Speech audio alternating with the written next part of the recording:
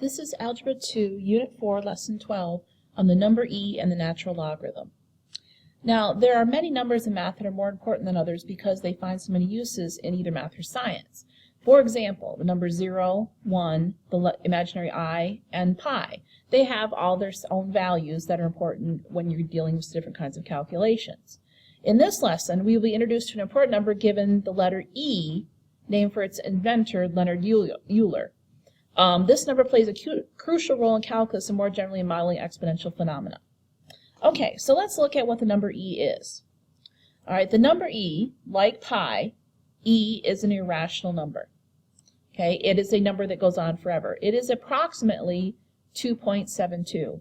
If you look at your calculator, down here, this key that says the ln, you can see above it, it says e raised to the x power. You can see it's an exponent. If I press second, e to the x, and I'll just say e to the first, because that's what it would be, is equal to 2.718281828, and it's an irrational number. It goes on forever. So that is what e is. Okay, now it is used in exponential modeling. We are going to be using it. You just have to know that e is approximately 2.72. All right, so which of the following graphs below shows y equals e to the x? Explain your choice and check it on the calculator. All right, now, first of all, if y equals e to the x is exponential, so it is in the form y equals ab to the x, so which one would be exponential functions? Well, it either have to be 2 or 3. This one is a quadratic, and this one is a polynomial function. Okay, so these two are the exponential functions. All right, now, this one is an increasing and this one is a decreasing. All right, now how do we decide if y equals e to the x is exponential? Well, let's think about this. E is approximately 2.72. So that means if this is in y equals a to the x, the b would be greater than 1, which makes it increasing. All right, so the graph of y equals e to the x would be number 2. So let's check and make sure. Y equals, clear that out, second, the ln key raised to the x power, and I graph this. Oops, I forgot to turn my back onto the 10 by 10 graph. Here we go. Okay, there it is. Y equals e to the x. There we go, going up like that. All right, so we know it's an exponential function. It's approximately 2.72. All right, very often E is involved in exponential modeling of both increasing and decreasing quantities. The creation of these models is beyond the scope of this course, but we can still work with them. So basically, we're going to use E without figuring out where E actually came from, like we do with pi. We use pi all the time, but we don't stop and figure out where it came from every time. All right, exercise 2. A population of llamas on a tropical island can be modeled by the equation P equals 500 times e to the 0.035 t, where t represents the number of years since the llamas were first introduced to the island. Okay, how many llamas were initially introduced at t equals 0? Show the calculation that leads to your answer. Okay, now you should be able to tell me this immediately, but let's plug it in and show. P equals 500 times e to the 0.035 times 0. So it's 500 times e, 0.035 times 0 is just 0, e to the 0 power. What is anything raised to the 0 power? It's always going to equal 1. So this is 500 times 1, which is going to be 500. So there are 500 when t equals 0.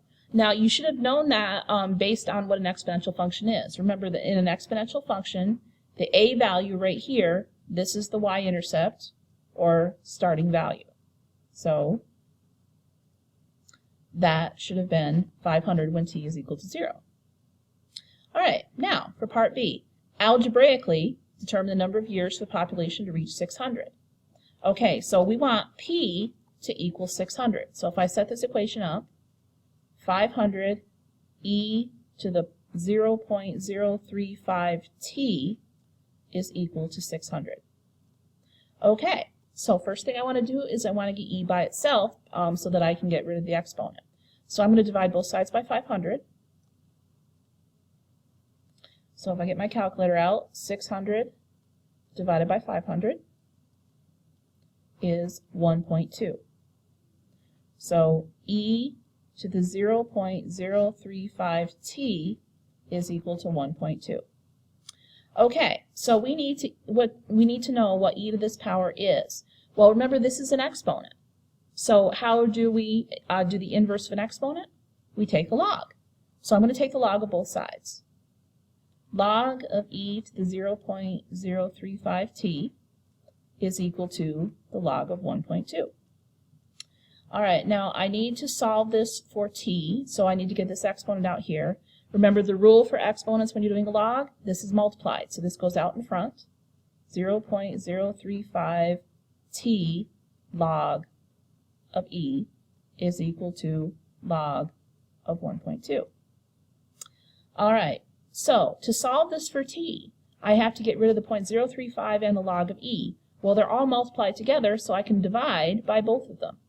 0.035 log of e, 0.035 log of e. All right, now to solve for t, when I put this in my calculator, log of 1.2 divided by, since this is a product in the denominator, I have to multiply them together before I divide. So I'm putting them in parentheses when I put them in my calculator. Okay, so log of 1.2 divided by 0.035 log of e. All right, so if I have log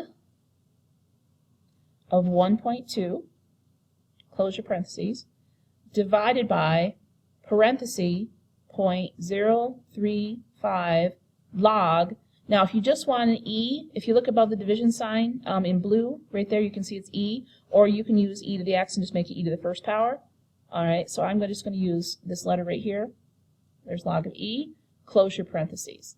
Okay, so notice here this whole denominator is in parentheses because I have to multiply these together before I divide it. All right, so there I end up with, and rounded to the nearest tenth of a year, it said approximately t is going to be approximately 5.2 years. Okay. All right, so there we go. We just used logs along with the letter e because it's an exponent. Okay. Because of the importance of y equals e to the x, its inverse, which is known as the natural logarithm, is also important. Basically, a natural e to the x has its own inverse. It's called the natural logarithm, or ln of x. All right, so y equals e to the x, its inverse is y equals ln of the x. That is equal to e to the y is equal to x. Remember, base, and this is the exponent, and that's the power.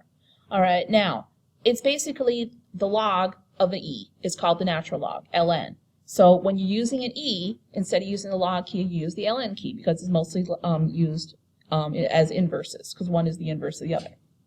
Okay, the natural logarithm, like all logarithms, gives its exponent as its output. In fact, it gives the power that we must raise e to in order to get the input. All right, so if I see ln of e, remember, this is really ln to the base e of e is equal to y. All right, so if I set this up as exponentially, this is e to the y power is equal to e. All right, what would y have to equal? Y would have to equal 1. So ln of e is equal to 1. All right, let's check it on my calculator. Now, ln has its own key right here. Here's the ln key. ln of e is over here, second, and the division key, close your parentheses, it's equal to 1. There we go. All right, now ln of 1, so remember it's really ln of e of 1 is equal to y, so e to the y is equal to 1. All right, so e to what power is equal to 1? Well, it would have to be y is equal to 0. So ln of 1 should equal 0. Let's see if it does. ln of 1 is 0. Yep, it does. Look at that. All right, let's try this one. ln of e to the 5th is equal to. All right, so remember it's really ln to the base e of e to the 5th is equal to y. So e to the y is equal to e to the 5th. So what does that tell me? Bases are the same, the exponents must be the same. That means that y must equal 5. So ln of e to the fifth is equal to 5. All right, check it on your calculator. All right, now ln. Now notice here the inverse key is e to the x, because I want to use e to the 5.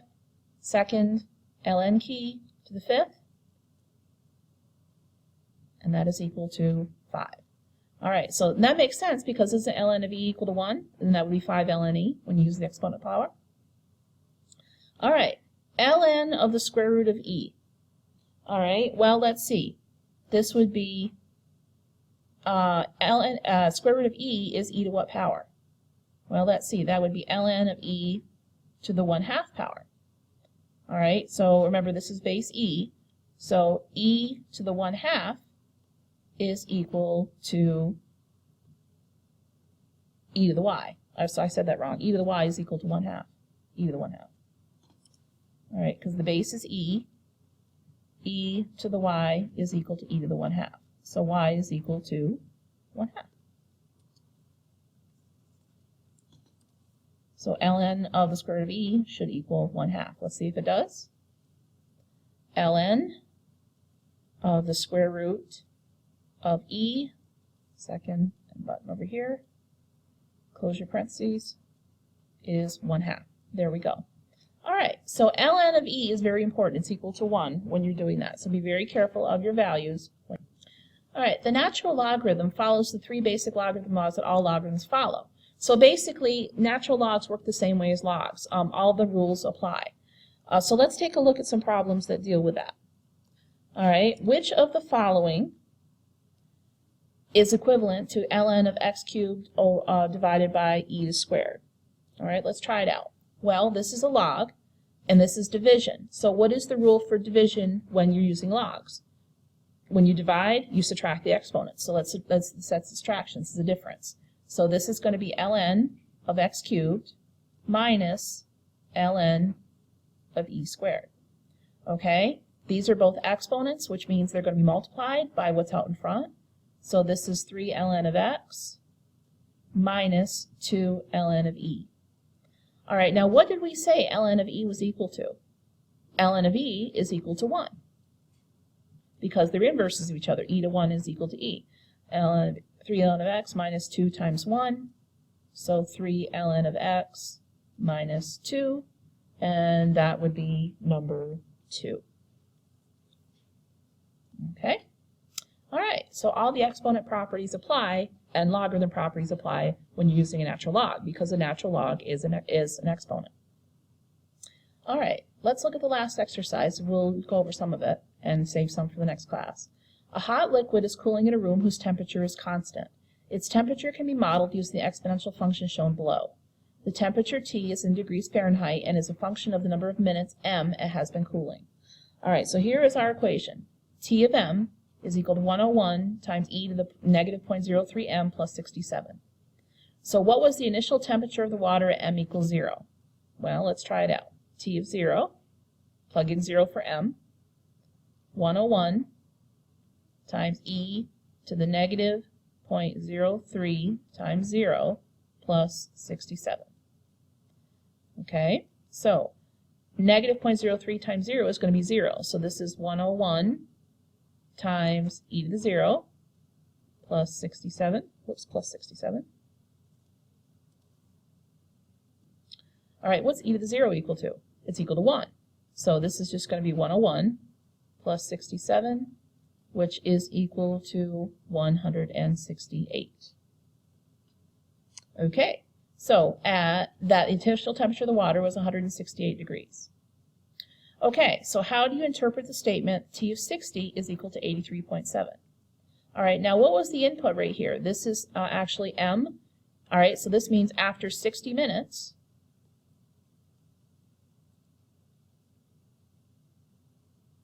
what happened? That means after 60 minutes, the temperature